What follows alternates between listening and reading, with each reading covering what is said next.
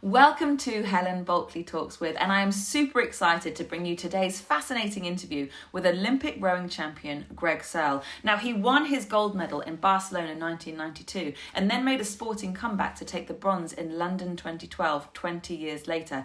And for some years in between, he was part of an America's Cup campaign.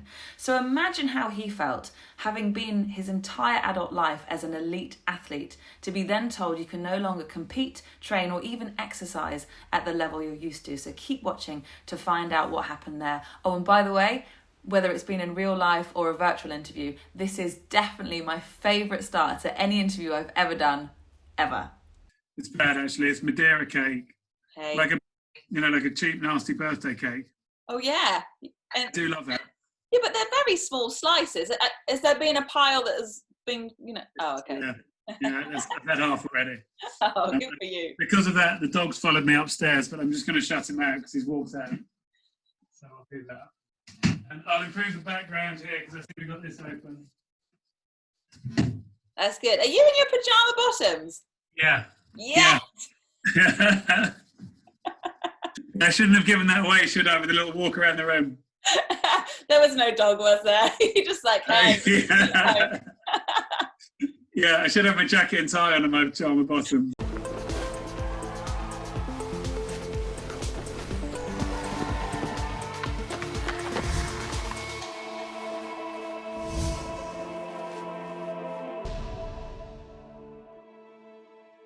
How are you after your, you had a little injury on your arm and that sort of shaped a bit of lockdown for you, hasn't it? Yeah, no, I mean, I've been settling into lockdown like everyone else. And just coming out the other side when we're allowed to go out and get sporty, I think maybe I was slightly overdoing some of my isolation DIY kind of activities because I've got a bad right arm. Aside from, being careful of your arm, what have you been doing to keep fit and keep moving? So I went straight into Joe Wicks. And I thought Joe Wicks is absolutely fantastic because... And we might speak about my heart condition later, but I've had a thing with my heart as a retiring athlete. And basically I was told not to get fit. So don't get fit. Don't go onto the Stravas, the Swifts. Don't sign up for London marathons. Basically do what a man in his 40s probably is designed to do, which is a little bit of dog walking, a bit of jogging, a bit of golf, and don't try and do those big challenges anymore. So I've been really happy not doing those big challenges. And then, when we hit real proper lockdown, I really loved the routine of getting up and doing something. And Joe Wicks kind of ticked the box for me and my wife every day for half an hour to get up and be active and just, feel like I've done something. It's good in a way that it was discovered when you weren't, in the middle of Olympic campaigns or, these top end sport challenges you were doing. But I'm sure that's how you got into these sports. You're very motivated and you're designed to move and it's what you enjoyed. So that must have still been quite hard to be told, no, you've got to really rein it back in. Yeah, it was really surprising. I mean, I competed in London 2012 in the summertime. And by the following summer, I guess I hadn't maybe detrained as effectively as I should have done. I hadn't put on loads of weight. I hadn't gone massively on drinking binges. I'd just done what most athletes do after competition. And I entered a triathlon. And luckily the triathlon was in Italy. And in Italy, they're really strong on cardio health.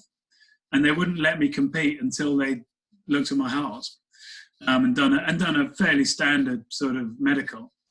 And the medical showed up that my heart had fallen into atrial fibrillation, which meant that it just wasn't beating smoothly. It was beating totally intermittently. And I knew what it was because my father has it and lives with it. So it was probably at some stage going to go into AF, but it had gone into AF really quite early as a 41-year-old. But the reason was because I'd done lots and lots of training and my heart was definitely working properly for London 2012.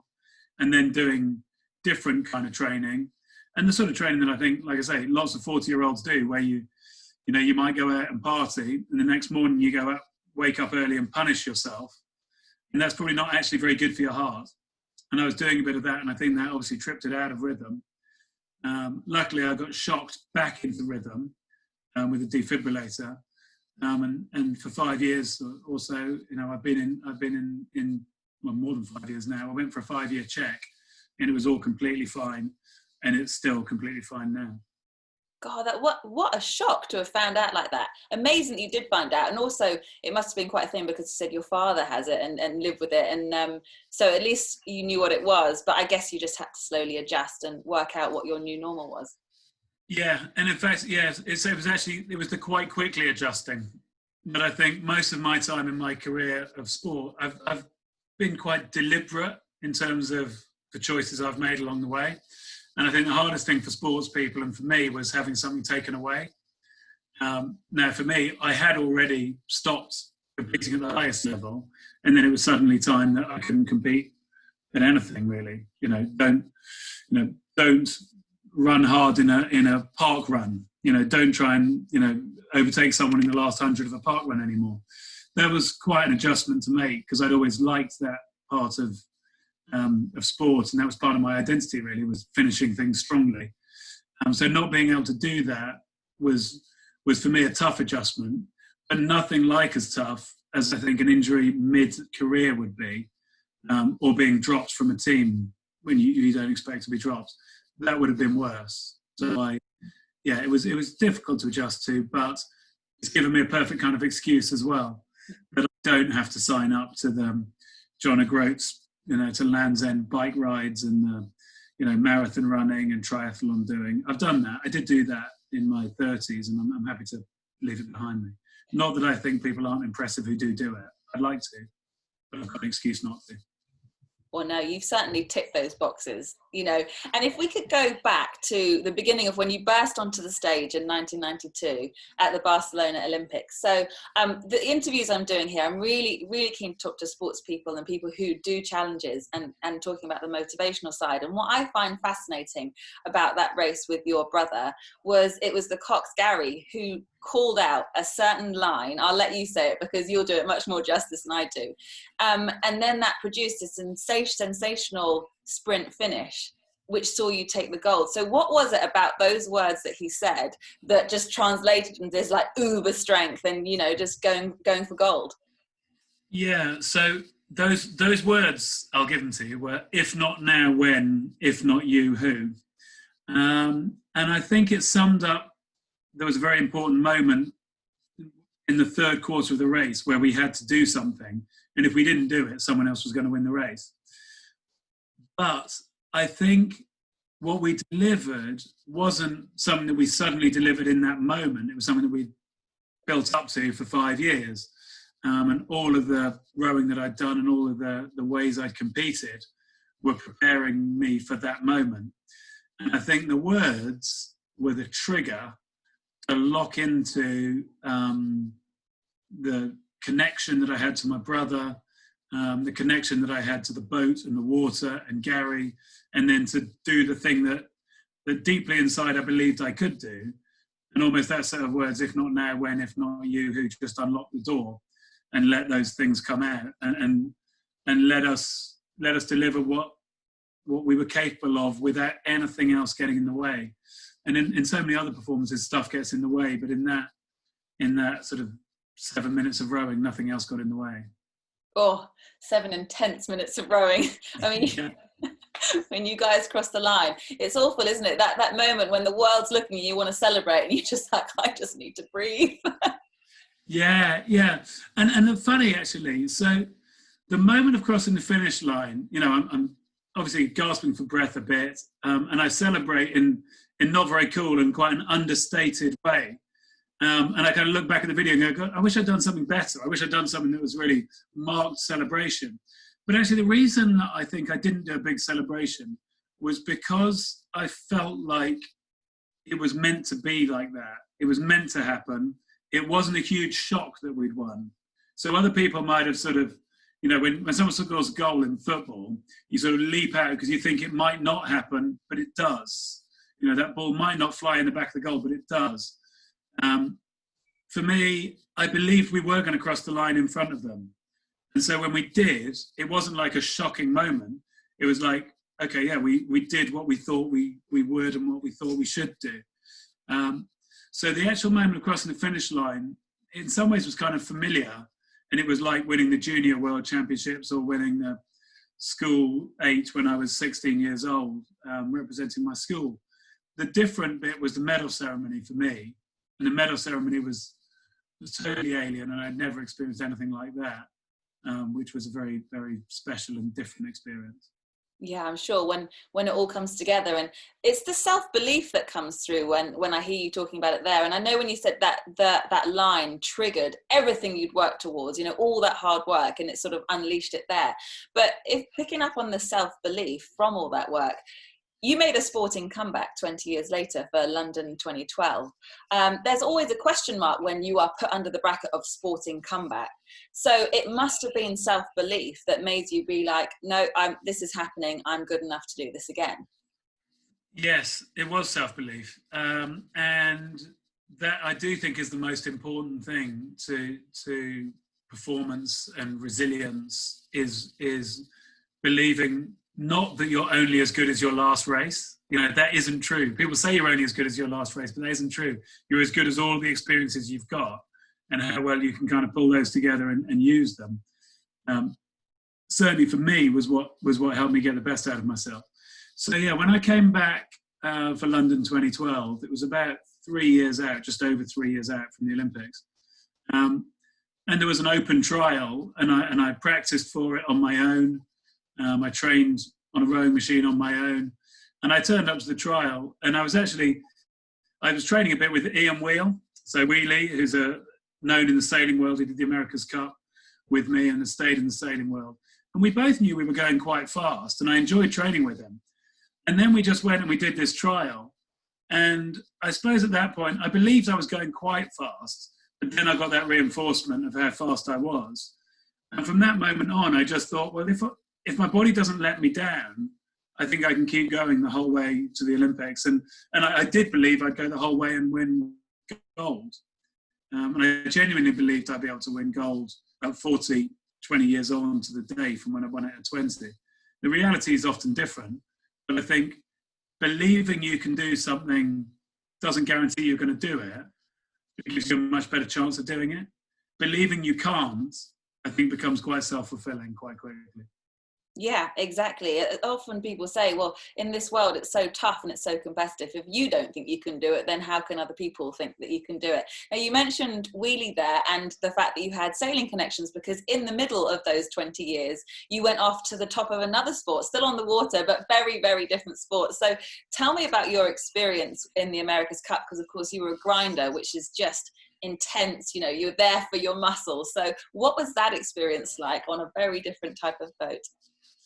Yeah, for me, it was a lovely change to get involved with the America's Cup team in 2001, 2002, and to spend time on the handball, and then go down to New Zealand and live in Auckland for about 15 months and compete with the GBR Challenge. It was a fantastic experience because it was so different to what I'd experienced before. There's many things about it. I suppose the fact that on a sailing boat, you have, I can't even remember how many people. I think we had 16, but you're all doing something different. 16 people who have different roles that have to perfectly kind of mesh together was a really interesting challenge and different kind of way of working in a team compared to a rowing boat where you've got a maximum of 8 and you all have to do exactly the same thing. And so for me, I really like the kind of dynamics of the sailing boat and doing things differently for me. The thing that I found hardest about it was that what I did didn't necessarily affect whether we won the race or not. I have much less accountability, as you say, turning handles around and making heavy things go up and down or in and out isn't quite the same as making the big decisions, turning the wheel. Those, and for me to not have the accountability felt different, and that was an interesting experience. Yeah, that's really interesting to hear you say that, because I suppose some people might like that because the responsibility is shared. But I suppose for you, when you're used to shouldering a lot of that, it's how you tick, and it's how maybe that's not a motivator, but it's just how you process it. Yeah, I think you're right. I think in any team, you want to feel like what you do makes a big difference, and you're valuable. And I suppose the fact that in my role, obviously I would always do my job as well as I could, and the other people around me would do our jobs as well as we could. But we could have days where we would be absolutely on point and our maneuvers would be perfect and everything else would happen. But things outside our control, and that could just be the speed of the boat. Our boat just wasn't as quick as the other people's boats. That would just be a bit sad. And having come from a sport, and the sailors used to really laugh at us, the way we didn't look after the rowing boats. So we didn't look after the rowing boats because we kind of just sort of assumed the boats were just the boats, and the only thing that made you win was you. And, the reality is that that's not true. And the reality in a 6-minute race is that the boat makes less difference as opposed to in a 2 or 3 hour or 2 or 3 week sailing race, where, of course, the finest little details make a massive difference to whether you're going to win or lose. And so, again, to me, to say that how well I've, fared the hull of the boat is going to affect whether I win or not is quite a different mentality to saying how well can I deliver my skills and performance on the day. And that actually having a better boat just makes you win more. That's a bit weird. Yeah.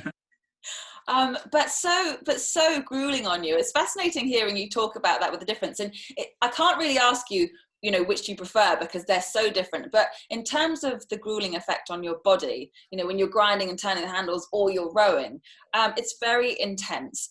So did you ever think, oh, I wish I was back in a rowing boat? Or when you were rowing, thinking, I wish I was on a boat? How did you compare those things?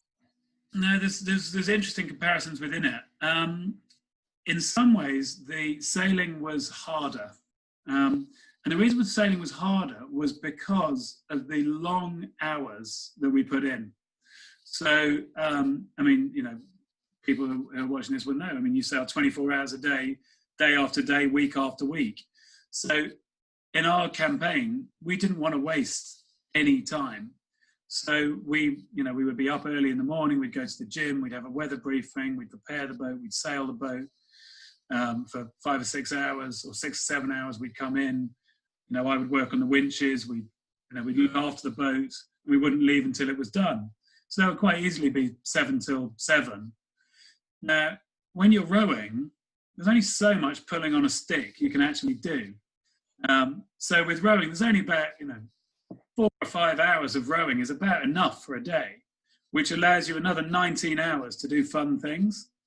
So although there was an intensity of the training in the rowing, the hard work of the sailing was difficult. We did it hard, I think. We did 6 days a week, 1 week, 5 days a week the next. So there wasn't that much time off. Whereas with rowing, I was used to sitting around and drinking coffee, chatting to people, telling stories, watching box sets.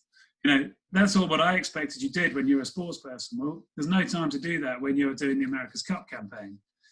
It's all at the boat, trying to make the boat go quicker. So in that way, it was tough. It was grueling, and it was. I don't like to use the word work, but it was hard work.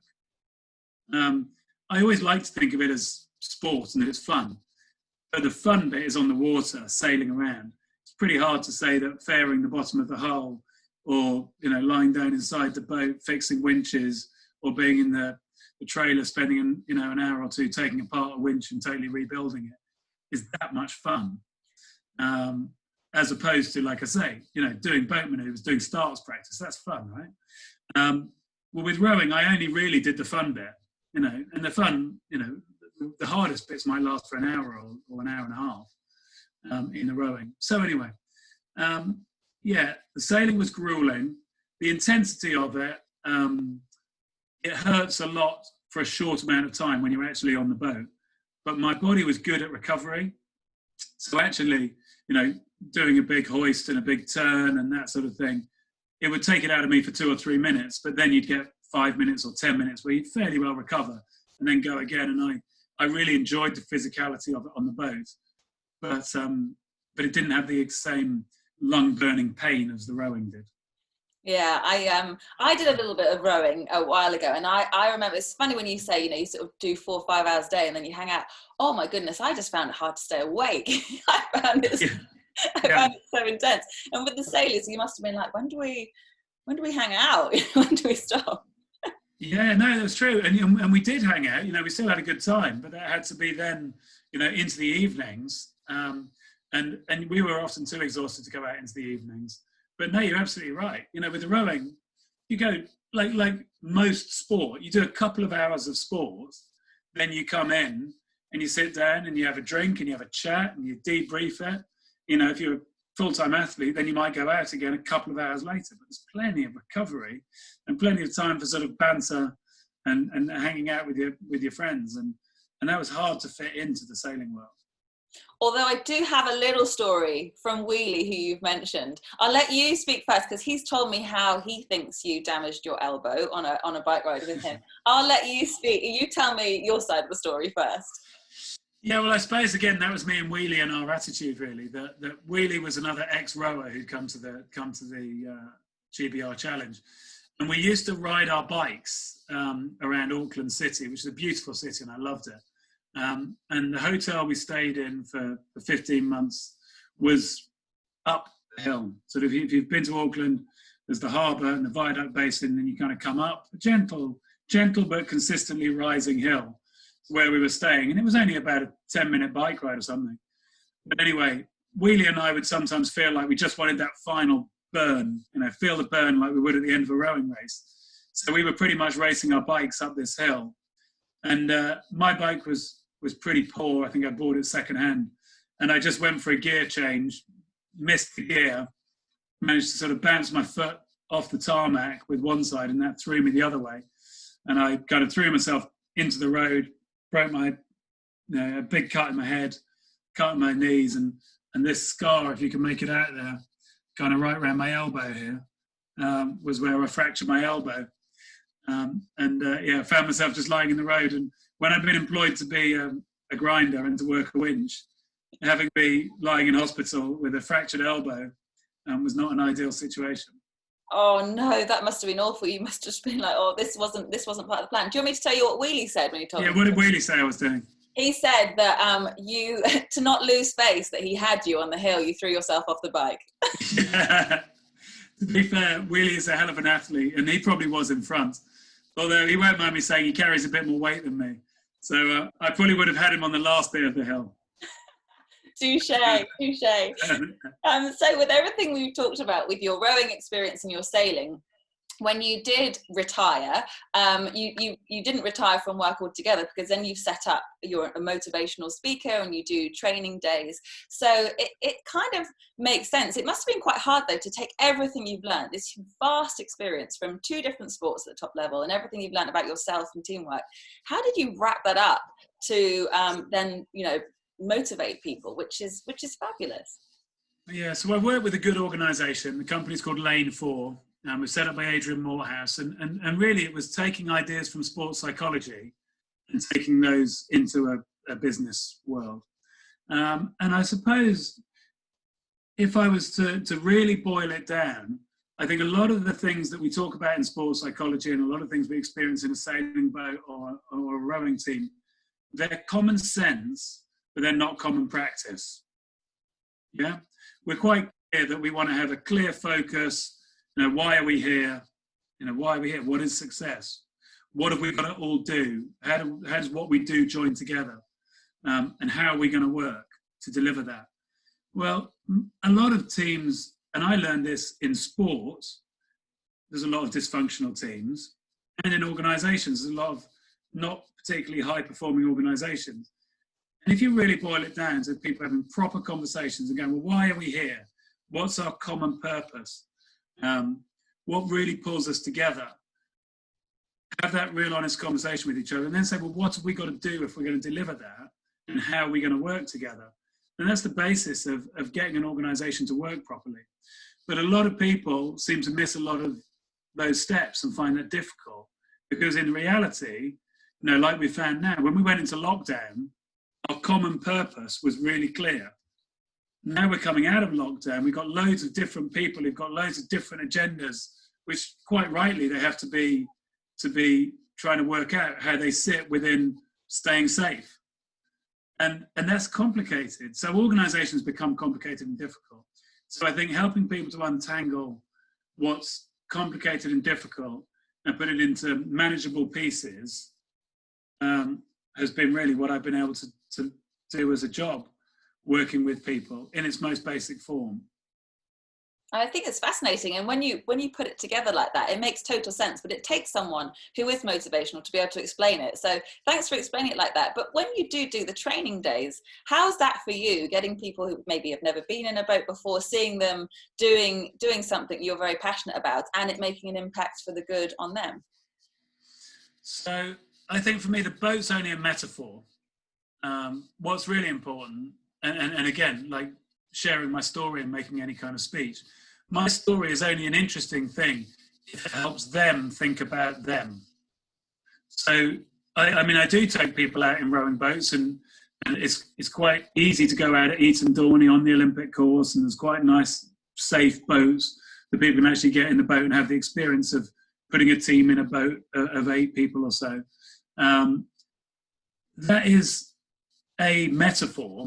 For me, what's interesting is the conversation you have probably outside the boat, which is where you get them to figure out how do they behave when something was really nice and simple, and how does that compare to how they behave normally when their world is very complex.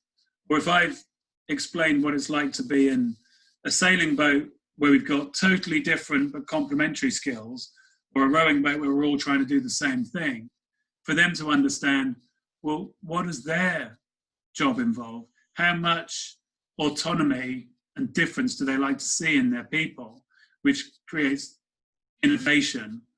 Or how much conformity do they want that creates quality? And are they in a world that wants to have lots of difference and lots of creativity over here?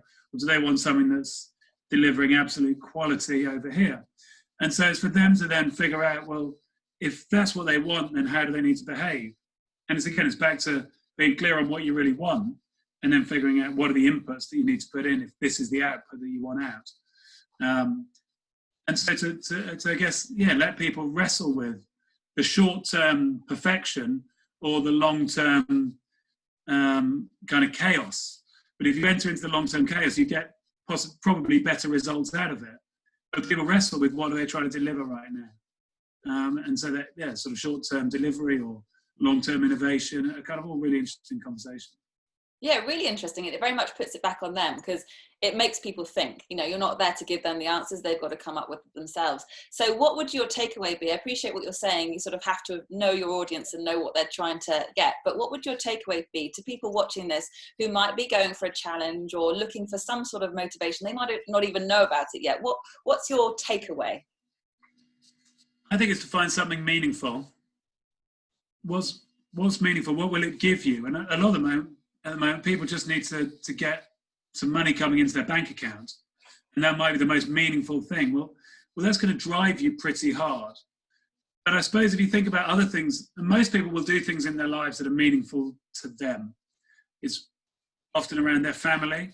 Now, how hard will we fight for our children's coaching on a sport or musical instrument lessons, or for them to get opportunities, or how hard do people fight for their religion to prove that, or to get what they want from that? How much do they give for those things? So I think it's to work out what's meaningful to individuals that you really care about. So to say, I really care that in 6 months' time something will be different. And that could be as simple as I'll have redecorated a bedroom, or that could be something really quite complex. I will have educated myself and changed job and changed career or changed relationship. But to really say, what will make you happy in 6 months from now, or 2 months from now, or 1 week from now?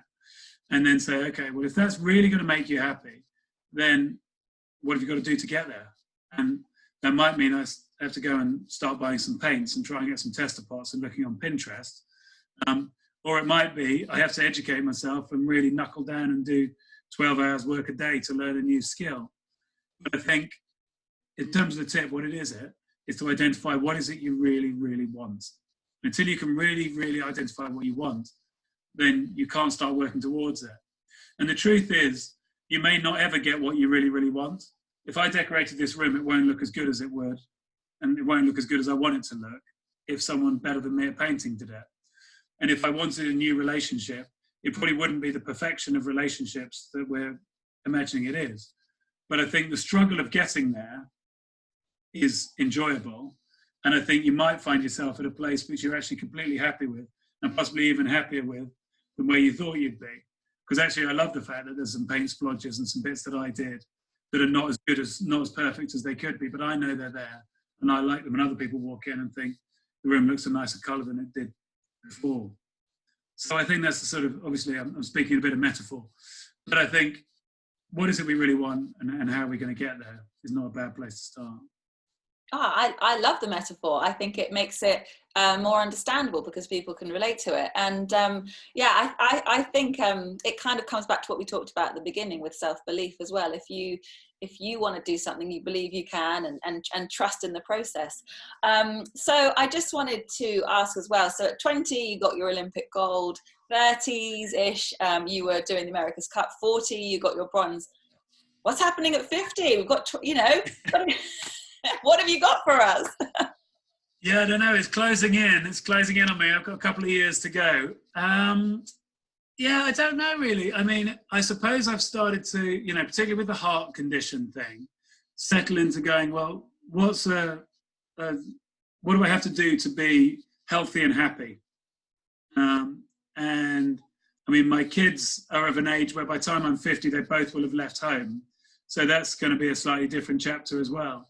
So I suppose, what's happy and healthy from a mental health point of view, I think I will still need some challenges, but they need to be moderate challenges and sensible challenges. And I mean, the idea of being able to work in a way which is pleasurable and enjoyable. And I have been able to enjoy my work, that my work feels like coaching. I consider myself, I'm a coach. I enable people to perform better than they were performing before. And that feels really good. So I really enjoy working with teams or speaking in events or working with people one-on-one and feeling like I'm coaching them. So I guess if 20, 30 and 40 were about my own performance, I hope there's a shift, which is more about helping other people to perform. And that sounds quite grand. And I hope I can do it, because I do know that I'm still quite egocentric. I still want to achieve things for myself, but I hope I can hopefully share that with other people too. Yeah, I don't think that's egocentric. That's what you want to do for yourself, is to help other people. I love it. And I've absolutely loved our chat today. Thank you so much for giving me, I was going to say half an hour, but I've overrun a little bit. I'm sorry. It's fine. No, it's really enjoyable to chat.